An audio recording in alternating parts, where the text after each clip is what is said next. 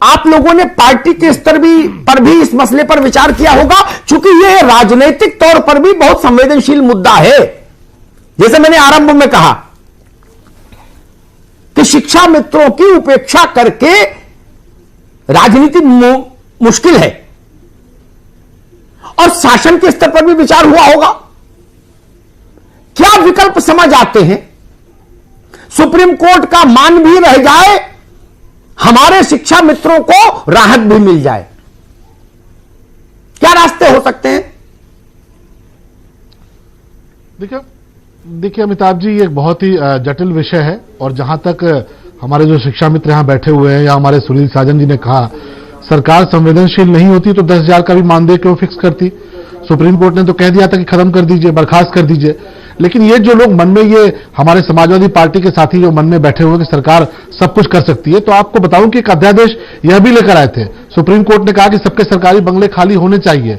अखिलेश जी एक अध्यादेश लेकर आए कि नहीं खाली करेंगे, और फिर सुप्रीम कोर्ट ने खाली करा दिया। सुप्रीम कोर्ट ने कहा खाली करिए। तो अध्यादेश सुप्रीम कोर्ट के दरवाजे पर टिक जाए, यह भी हर बार संभव नहीं होता। हम एक ऐसा रास्ता निकालना चाहते हैं कि जो रास्ता शिक्षा मित्रों के भी हक में हो, और साथ ही साथ माननीय सुप्रीम कोर्ट की भी अवमानना ना हो। माननीय मुख्यमंत्री जी खुद इस विषय पर लगातार लगे हुए हैं, पहले दिन से लगे हुए हैं। आपको यह भी समझना होगा कि उत्तर प्रदेश की तुलना आप जो अन्य राज्यों से करते हैं, हमारे राज्य में शिक्षा मित्रों की तादाद बहुत ज्यादा है अन्य राज्यों की तुलना में। तो हमें जो पैसा देना है, उस पैसे को उनके बीच में ही बांटना है। एक बजट ऐसा है, अगर शिक्षा मित्रों के लिए आया है तो यहां संख्या क्योंकि ज्यादा है तो सबको मिल जाए, इसलिए यह भी ध्यान रखना है कि किसी कोई उसमें छूटे मत। तो इसलिए आप अन्य राज्यों से तुलना नहीं कर सकते। रही बात की, यह बात समझने की योग्य है कि जो लोग कह रहे हैं राजनीतिक विद्वेष की बात है, तो ये उत्तर प्रदेश की सरकार, जो योगी आदित्यनाथ जी की सरकार है, इसका फैसला नहीं है। ये तो उनको सोचना चाहिए था जिन्होंने नियुक्तियां की। अब आज हमारी एक बहन कह रही है कि टीईटी से हमको एग्जम्प्टेड करना चाहिए था, तो ये अखिलेश जी को अध्यादेश लाना चाहिए था कि भाई टीईटी से एग्जम्प्ट कर दिया है। अखिलेश जी को अच्छी नियुक्ति करनी चाहिए थी, अपने तरीके से प्रक्रिया का पालन करना चाहिए था, तो सुप्रीम कोर्ट में यह मामला टिक जाता। अब सुप्रीम कोर्ट ने ऑर्डर किया, सुप्रीम कोर्ट ने बर्खास्त किया, सुप्रीम कोर्ट ने कहा कि नहीं अपात्र हैं, हम इनको नहीं दे सकते, और आप योगी आदित्यनाथ जी की सरकार को कोस रहे हैं, जो कि मुख्यमंत्री आपसे बार बार मिल रहे हैं, आपके साथ बैठ के रास्ता निकाल रहे हैं, मानदेय देने का प्रयास कर रहे हैं, उत्तर प्रदेश के बजट को भी दिक्कत न हो और आपको भी दिक्कत न हो, इसका प्रयास कर रहे हैं। तो ये राजनीति से काम नहीं चलेगा। आपको ये समझना पड़ेगा कि आपके लिए संवेदनशील कौन है। उत्तर प्रदेश के मुख्यमंत्री के दरवाजे आपके लिए खुले हुए हैं, और आपसे कौन सी दुश्मनी हो सकती है? आपसे संवेदनशीलता है, आपसे सहानुभूति है।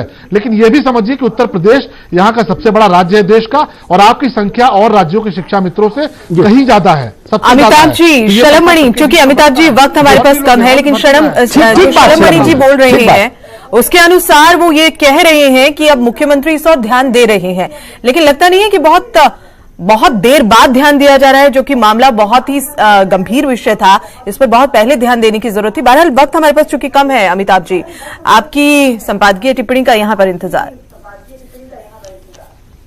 देखिए, मैं तो 2-3 बातें कहूंगा।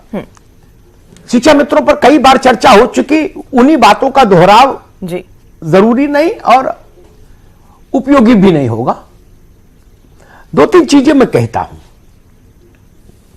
सरकार के लिए भी और शिक्षा मित्रों के लिए भी। शिक्षा मित्रों को इस सत्य को स्वीकार करना होगा, मेरे बच्चे हैं शिक्षा मित्र, इस प्रदेश के बच्चे हैं, फिर भी मैं कहूंगा कि सुप्रीम कोर्ट ने जो लक्ष्मण रेखा खींची है, उसका उल्लंघन करते हुए अध्यादेश लाया तो जा सकता है, और अध्यादेश क्यों, विधेयक भी लाया जा सकता है।